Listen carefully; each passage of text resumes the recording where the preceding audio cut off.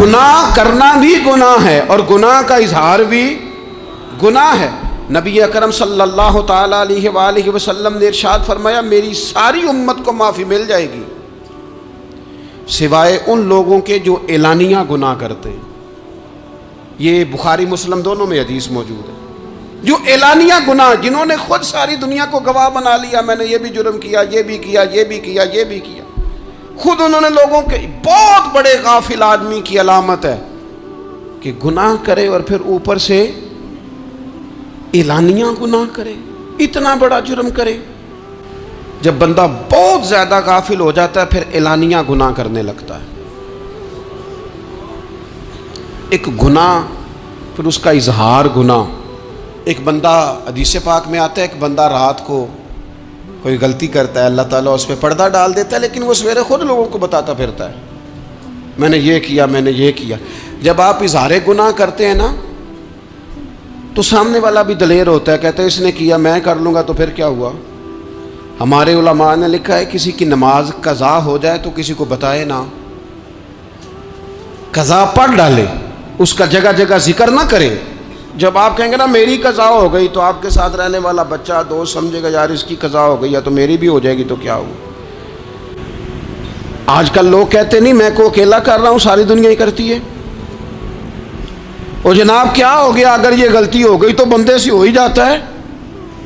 گناہ کو معمولی سمجھنا، چھوٹا سمجھنا اور کہنا پھر کیا ہو گیا ہے، انسان سے غلطی ہو جاتی ہے۔ آپ دیکھ لیں کہ سینکڑوں بیسیوں گناہوں کا بوجھ ہمارے سروں پہ ہوتا ہے۔ نبی اکرم صلی اللہ تعالی علیہ وآلہ وسلم نے فرمایا مومن اپنے گناہوں کو پہاڑ کی طرح سمجھتا ہے۔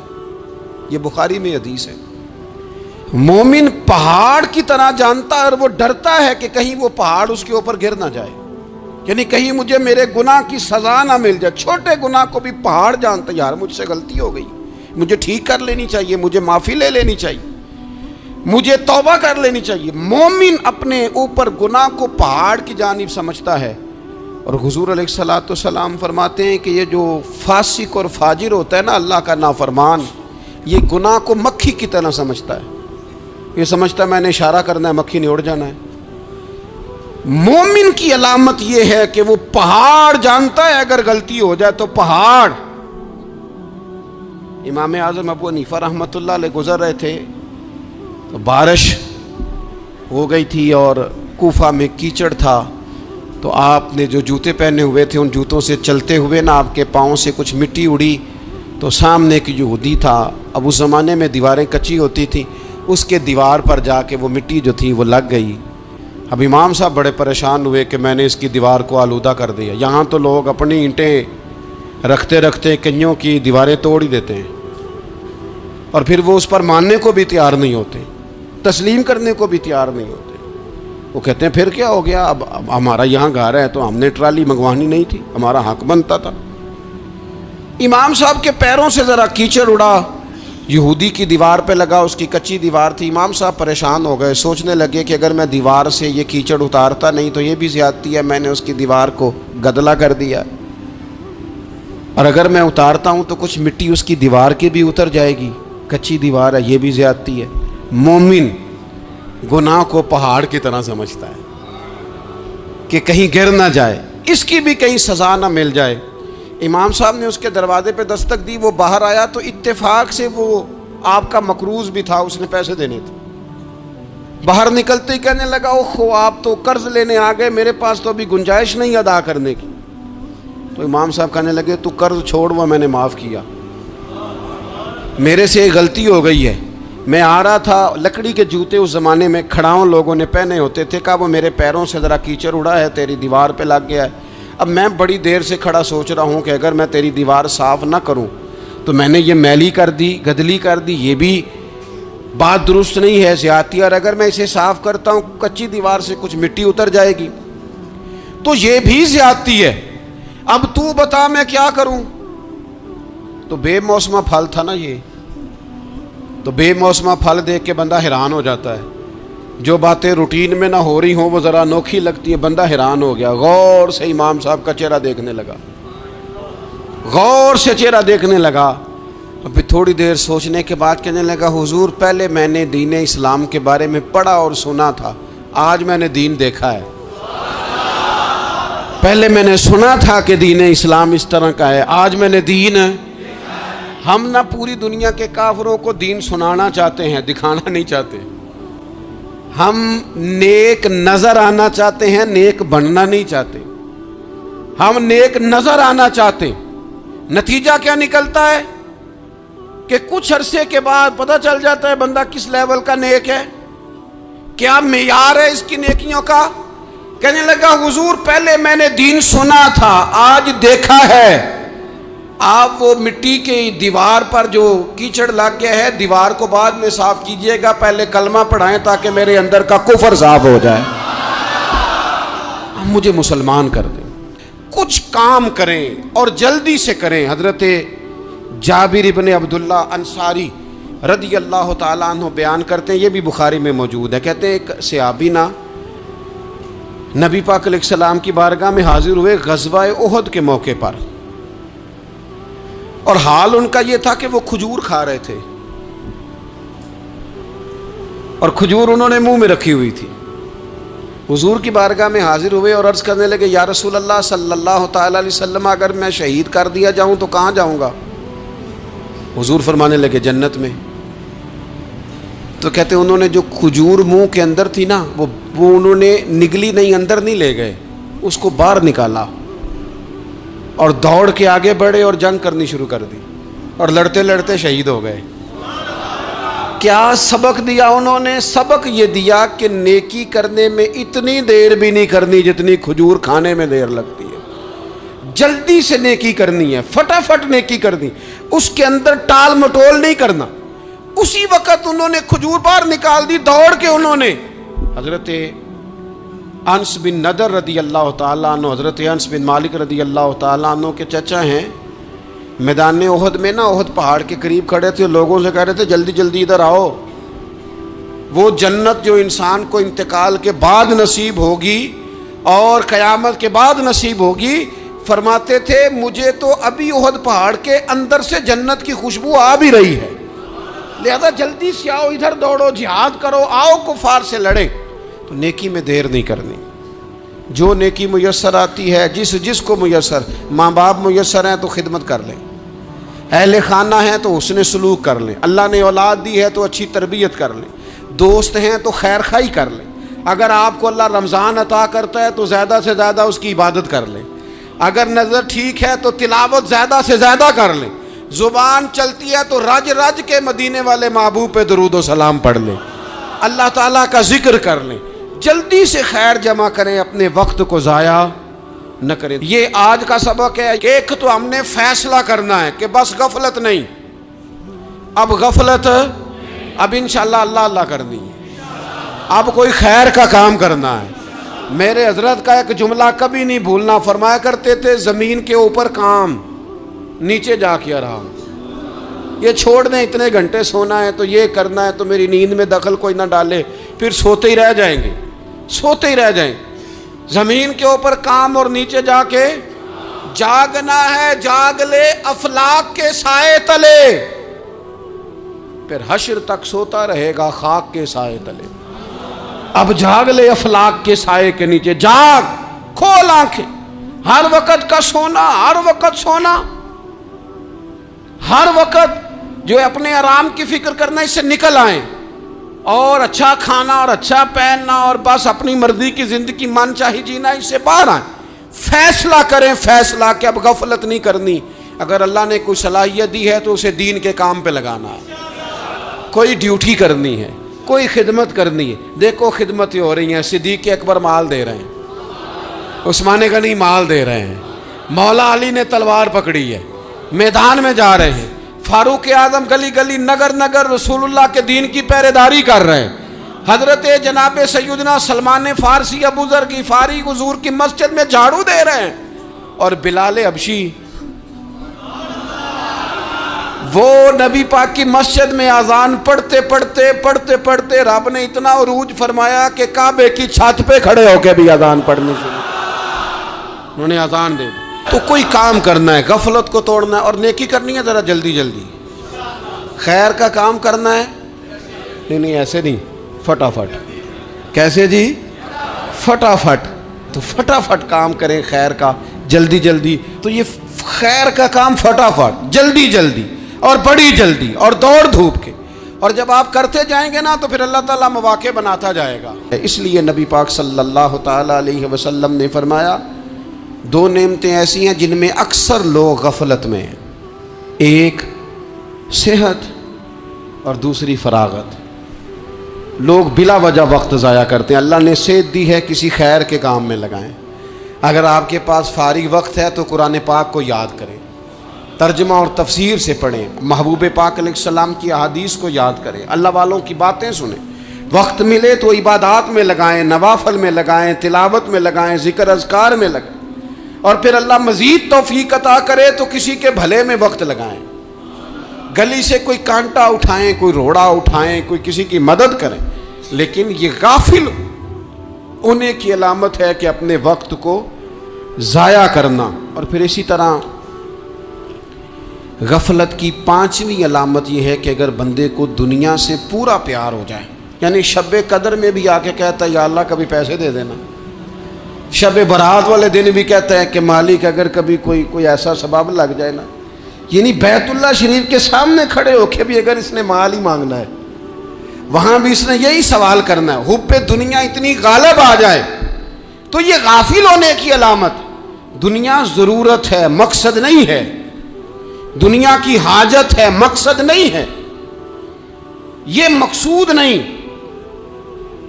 اور جب لوگ فقط دنیا کے مال کو، دولت کو، نبی پاک علیہ السلام نے فرمایا وہ لعنتی ہے جو درہم اور دینار کا بندہ بن گیا ہے، پیسوں کا بندہ بن گیا ہے. مل جائے تو خوش ہوتا ہے، نہ ملے تو تکلیف میں آ جاتا ہے. یہ غافل بندے کی علامت. مومن تو وہ ہوتا ہے کہ دولت رزق حلال ضرور کماتا ہے تاکہ کسی کے آگے ہاتھ نہ پھیلانا پڑے، کوشش ضرور کرتا ہے، پر دنیا کو جیب میں جگہ دیتا ہے، دل میں نہیں دیتا. اس کی جگہ جہاں ہے اسے وہاں رکھتا ہے، اسے دل میں جگہ. دل تو ایک ہے، اس میں رب و رسول کو بسائیں گے یا کسی اور کو بسائیں گے؟ تو حب دنیا یہ غافل ہونے کی بہت بڑی علامت ہے. پھر اسی طرح جو بندہ رب کریم کو جانتا نہیں نا وہ بھی غافل ہو جاتا ہے. ایک تو جو یہ نہیں نہ جانتا کہ رب کریم سزا دے گا، وہ مجھے دیکھ رہا ہے، اسے نہ اونگ آتی ہے نہ نیند آتی ہے، جو اس کی معرفت نہیں رکھتا کہ میرا رب ہر وقت مجھے دیکھ رہا ہے، وہ بھی غافل ہو جاتا ہے. جسے پتہ ہونا کہ مجھے دیکھ رہا ہے وہ غافل نہیں ہوتا. اور جو یہ سمجھ لیتا ہے نا کہ شاید معاذ اللہ ثم اس یقین کو پکا نہیں کرتا، وہ غافل ہو جاتا ہے. اور ایک جو یہ نہیں نہ جانتا کہ رب مہربان کتنا ہے وہ بھی غافل ہو جاتا ہے. مجھے بتائیے سب سے زیادہ تو بندہ اس کے دروازے پہ جاتا ہے نا جو سب سے زیادہ مہربانی کرنے والا ہو. اس دروازے سے بندہ اٹھتا ہی نہیں. تو جس کو یہ یقین ہو جائے نا سب سے زیادہ کرم فرمانے والی ذات اللہ رسول کی ہے، وہ کبھی رب رسول سے غافل نہیں ہوتا. وہ کبھی اللہ رسول کا دروازہ چھوڑ کے نہیں جاتا. وہ کبھی کسی اور جگہ جا کے پناہ تلاش نہیں کرتا. جسے پتہ چل جائے نا وہ کریم کتنا ہے، مہربان کتنا ہے. ملا رومی رحمت اللہ علیہ فرماتے ہیں بہت بڑا مجرم تھا ایک بندہ، بہت بڑا گناہگار تھا، بت کو پوجتا تھا، تھک گیا، ساری رات بت کے سامنے کھڑا تھا، معاذ اللہ یا صنم یا صنم یا صنم کہتے، تھک گیا، نیند آ گئی، اونگ آ گئی. جب پوری طرح نیند آ گئی اور دماغ پہ نیند قبضہ کرنے لگی تو اس کے منہ سے نکل گیا، صنم صنم کہہ رہا تھا نا، نکل گیا یا صمد، او بے نیاز مالک. رب کریم نے فرشتوں سے فرمایا دوڑ کے جاؤ، جو کہتا ہے اسے دے دو.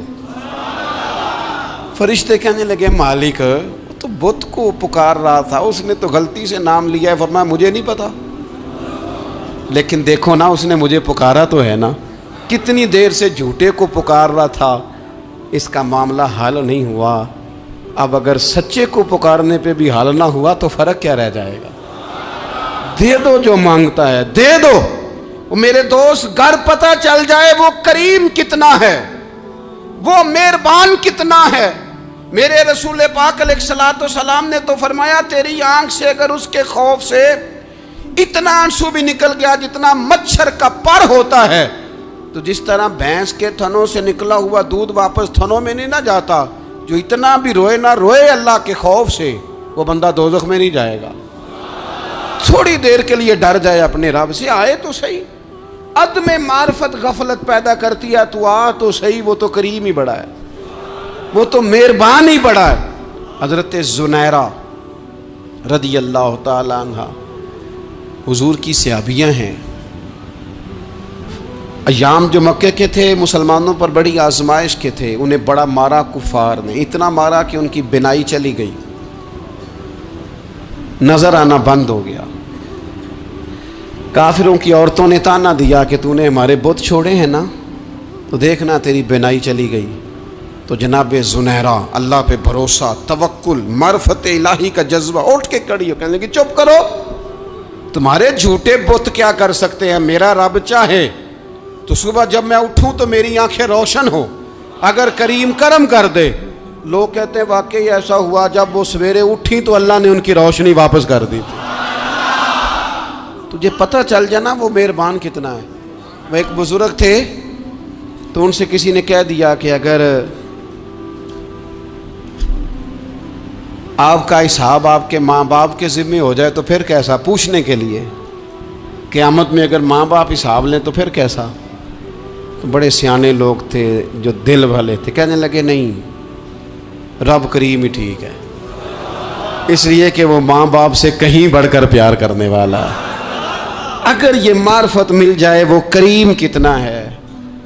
اور جب بندہ پوری طرح اس کی بارگاہ میں آ کے تڑپ جاتا ہے نا، مولا میں جاؤں کدھر، تیرا دروازہ چھوڑ کے جاؤں کدھر۔ اقبال کہتے ہیں وہ ایک سجدہ جسے تو گراں سمجھتا ہے، 1000 سجدوں سے دیتا ہے آدمی کو نجات۔ تجھے جگہ جگہ جھکنا نہیں پڑے گا اگر تو صحیح معنوں میں اپنے رب کی بارگاہ میں جھک جائے۔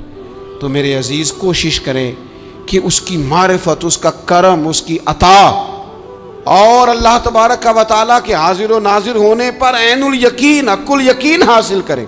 اور پھر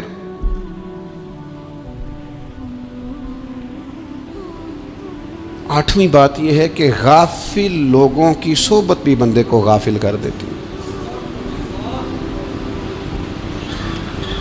غافلوں کی صحبت میں نہ بیٹھیں،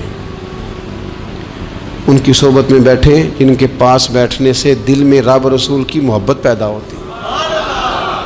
غافلوں سے بچیں۔ چنگیاں دے لڑ لگی ساں تے چولی چ پھل پئے، تے جدوں میں پیڑیاں دے سنگ رل گئی تے میرے اگلے بھی ڈول گئے۔ برے آدمی کی صحبت بندے کو غافل کر دیتی۔ غافلوں کی صحبت میں کبھی نہ بیٹھیں، کبھی نہیں۔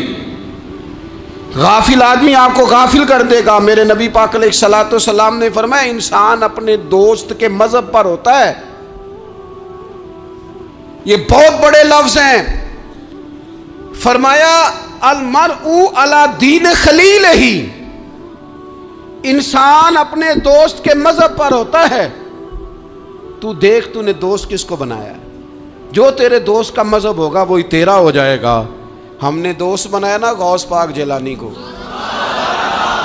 ہم نے یاری لگائی ہے نا داتا علی اجمیری سے، ہماری نسبت ہے نا معین الدین اجمیری سے، ہمارا تعلق ہے نا بہاؤالدین زکریا ملتانی سے، ہمارا رشتہ ہے نا حضرت مجدد الفسانی سے، ہم ماننے والے ہیں نا اعلیٰ حضرت بریلوی کے، ہمارا تعلق ہے کبھی جماعت علی سے کبھی مہر علی سے، ہمارا ان سے تعلق ہے تو صبح شام ہماری زبان پہ رہتا ہے بالغ العلا بکمالہ کشف الدجی بجمالہ حسنت جمیع خصالہ صلو علیہ وآلہ۔ ان سے تعلق جڑا ہے نا تو کئی دفعہ تنہائیاں تڑپا دیتی ہیں اور تڑپ کے کہتے ہیں آج سکھ متران دی ودھیری، آج سکھ متران دی، سکھ کہتے ہیں اڈیق کو، متر کہتے ہیں محبوب کو۔ اج سکھ متران دی ودھیری ہے، اے کیوں دلڑی اداس گھنیری ہے، لوں لوں وچ شوق چنگیری ہے، اج نینا لائیاں کیوں جھڑیاں، سبحان اللہ سبحان اللہ سبحان اللہ. پہلے کہتے ہیں سکھ متراں دی ودھیری ہے یعنی اداس ہوں، پھر حضور کے جلووں پہ نظر کرتے ہیں، کہتے ہیں سبحان اللہ سبحان اللہ، ما اجمل کا ما احسن کا ما اکمل کا، اور پھر فوراً کہنے لگے او کتھے میرے علی، او کتھے میرے علی، کتھے میرے علی تے کتھے تیری سنا. اب دیکھو مشتاق اکھیں کتھے جاڑیاں، بلغ العلا بے کمال کشفت دجا بے.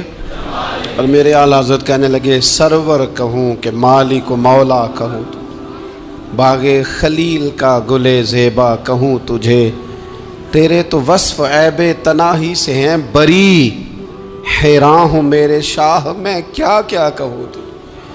غافل آدمی کی علامت ہے برے لوگوں کی صحبت میں. خبردار ان کے پاس نہ بیٹھنا جن کے پاس بیٹھنے سے تمہارے دلوں میں اولیاء اللہ اللہ کے بندوں کی عداوت پیدا ہو. خبردار خبردار ان کے پاس نہ بیٹھنا جن کے پاس بیٹھنے سے تمہارے دلوں میں حضور کی اولاد پاک کے بارے میں شک پیدا ہو. خبردار اس شخص کے پاس نہ بیٹھنا جو امام حسین ابن علی کے بارے میں کوئی کمزور بات کرتا ہو، بچنا. خبردار اس سے بچنا جو حضور کے صحابہ کے بارے میں بات کرے، بچنا بچنا اس سے. جو سیدنا ابو بکر صدیق کے بارے میں کوئی دیکھو کیا مقدر ہے صدیق و فاروق کے، جن کے گھر ہی رحمتوں کے خزینے میں. بھلا کیا کہا نبی پاک، حضور نے فرمایا میرے اوپر جس نے نیکی کی تھی بدلہ دے دیا ہے. یہ جو میرے ابو بکر صدیق ہے نا، ان کو میں اللہ کی بارگاہ میں لے جاؤں گا، کہوں گا مالک تو ہی بدلہ عطا فرما. ایک ہاتھ میں جناب صدیق کا ہاتھ پکڑا، ایک میں حضرت عمر کا ہاتھ پکڑا، اور حضور مسجد نبوی سے باہر آ رہے ہیں. دیکھنے والے کی زبان سے بے ساختہ سبحان اللہ نکل گیا. کیا شان ہے، کیا مقدر ہے. تو حضور علیہ السلام رک گئے اور روک کے فرمایا تو حیران ہو رہا ہے نا، تو حیران ہو رہا ہے نا کہ میں نے ایک ہاتھ میں ابو بکر کو پکڑا ہے، ایک میں عمر کو پکڑا ہے. فرمایا قیامت میں جب میری قبر کھلے گی تو میں اسی طرح قبر سے نکلوں گا، اس طرح میدان محشر میں میں آؤں گا.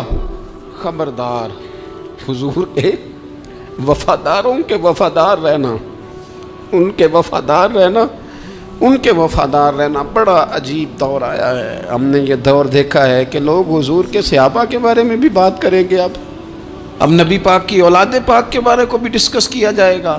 اپنا منہ تو دیکھ، اپنی حیثیت دیکھ، اور پھر وہ بندے دیکھ جن کو اللہ نے چن کے اپنے محبوب کی غلامی کے لیے حضور کے قریب بٹھایا ہے.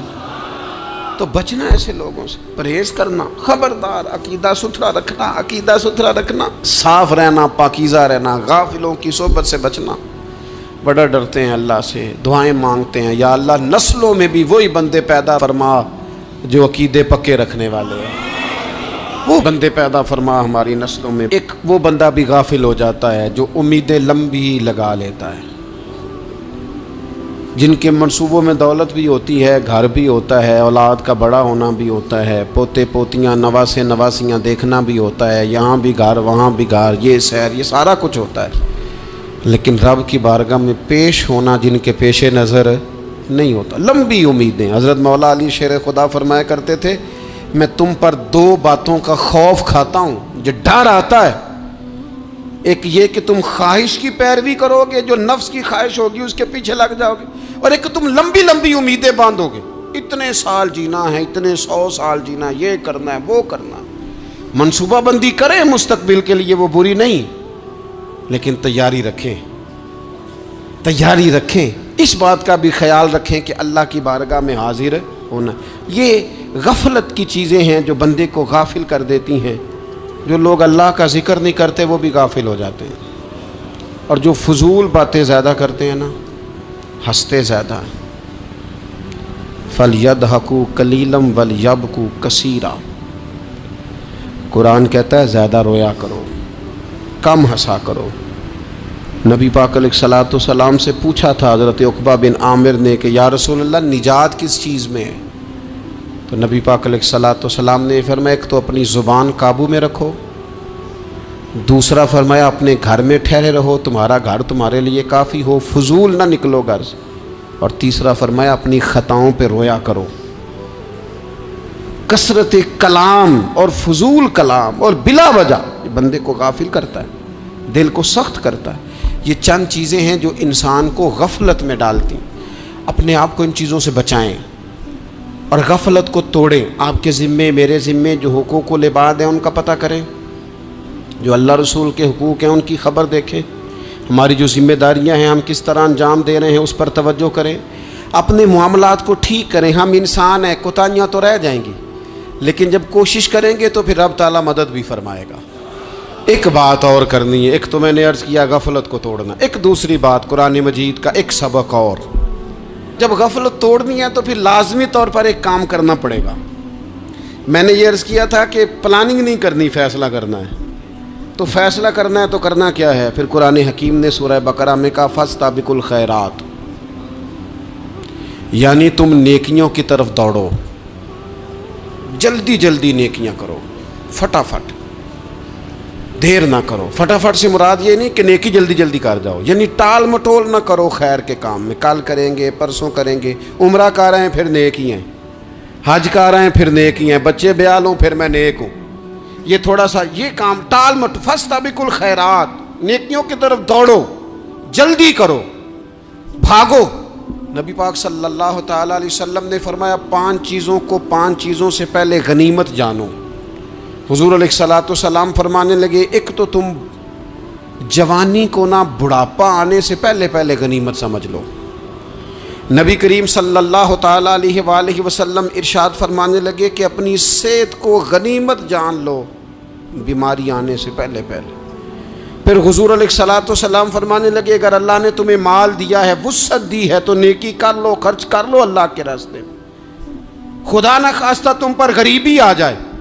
اور پھر حضور سید عالم صلی اللہ تعالیٰ علیہ وسلم فرمانے لگے اگر تمہیں اللہ نے کچھ فراغت دی ہے، بہت زیادہ مصروف نہیں ہو، تو غنیمت جان لو، جلدی سے نیکی کر لو قبل اس کے کہ تم مشغول ہو جاؤ۔ اور 5ویں بات حضور نے بیان کی، فرمایا زندگی کو غنیمت جانو موت آنے سے پہلے پہلے، جلدی سے نیکی کر لو۔ نیکی کے لیے ساری زندگی منصوبہ بندی نہ کرتے رہو، نیکی کے لیے دیکھو نا، ہماری زندگی میں یہاں دنیا میں رہ کے چند منٹوں میں وہ نیکی کی جا سکتی ہے جو قیامت کے بعد صدیوں کا ہمارا فائدہ کرے گی، صدیوں کا فائدہ کرے۔ کرتے نہیں، پلاننگ کر رہے ہیں، منصوبہ بندی کر رہے ہیں، بس تیاری کر رہے ہیں، بس حضرت آپ دعا کر دیں، اللہ تعالیٰ دعائیں بھی قبول فرمانے والا ہے، لیکن جو نیکی نصیب ہوتی ہے اسے جلدی سے کر گزریں، اسے فٹافٹ کریں۔ میں ایک گاؤں میں گیا، اب تو خیر وہ دور نہیں رہا، یہ 10-15 سال 20 سال پہلے نا جو نوجوانوں کی مصروفیات ہوتی تھیں ان میں سے ایک مصروفیت یہ ہوتی تھی کہ گندم لے کے چکی پہ جانا ہے، آٹا پسوا کے لانا ہے۔ یہ ایک بڑی، چونکہ سبھی گھروں کے اندر سال کے لیے گندم سٹاک کر لی جاتی تھی، تو گندم لے کے جانا یہ ایک ڈیوٹی ہوتی تھی۔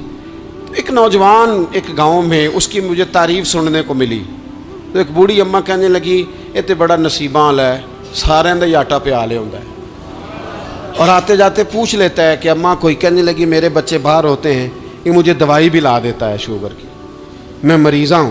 یعنی خیر جتنی ہو سکے، جتنی۔ میرے ایک سنگی ہیں تو سڑک پہ کوئی بندہ کھڑا ہوتا ہے نا، اللہ تعالیٰ انہیں سلامت رکھے، بندہ کھڑا ہوتا ہے تو کہتے ہیں میں اس سے پوچھ لیتا ہوں بابا جی کدھر جانا ہے، فلانی جگہ جانا ہے، تو کہتے ہیں میں موٹر سائیکل پہ بٹھا لیتا ہوں۔ بندہ دیکھ کے مجھے سمجھ آ جاتی ہے ضرورت مند ہے، کوئی چور نہیں، کوئی ڈاکو نہیں، ضرورت مند ہے۔ میں اسے منزل تک، نیکی جتنی میسر آئے، جس حد تک میسر آئے۔ کیا کہا ہمارے نبی پاک علیہ السلام نے؟ حضور نے ہم سے فرمایا کچھ نہ ہو سکے تو بات ہی مسکرا کے کر لینا، اس پر ہی اللہ صدقے کا ثواب عطا کر۔ فاستبقوا الخیرات، جلدی سے نیکی کر لو، اپنے نامہ اعمال میں روز نیکیاں جمع کرو، کوئی نہ کوئی خیر کا کام روز کرو اور جلدی سے کرو۔ صحیح مسلم میں حدیث ہے، نبی پاک صلی اللہ تعالیٰ علیہ وسلم فرمانے لگے جلدی جلدی نیکی کے کام کر لو، ان فتنوں سے پہلے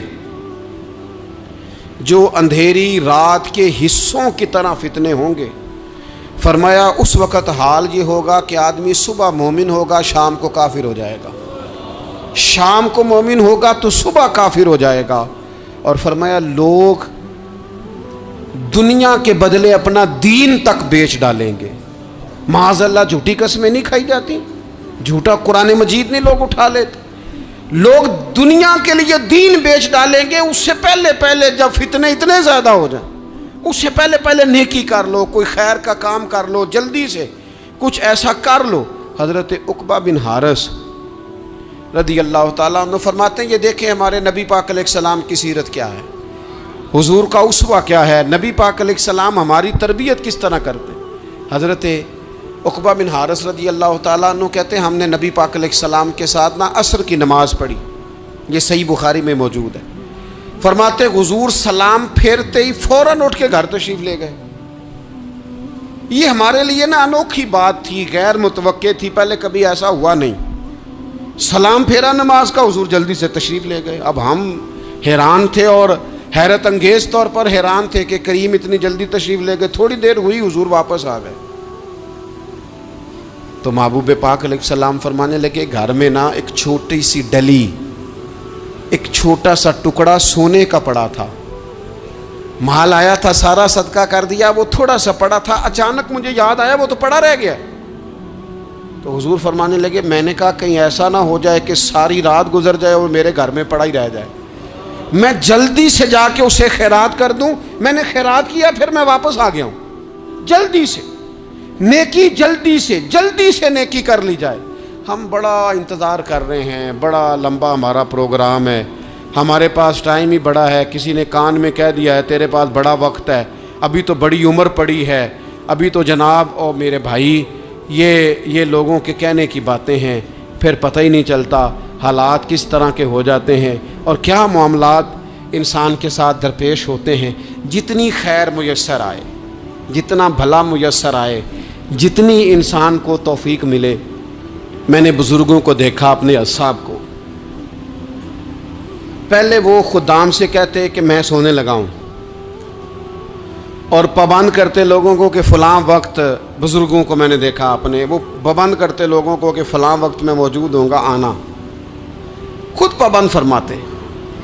اور پھر جب بیدار ہوتے تو سب سے پہلے خدام کو بلا کے پوچھتے کوئی مہمان تو نہیں آیا؟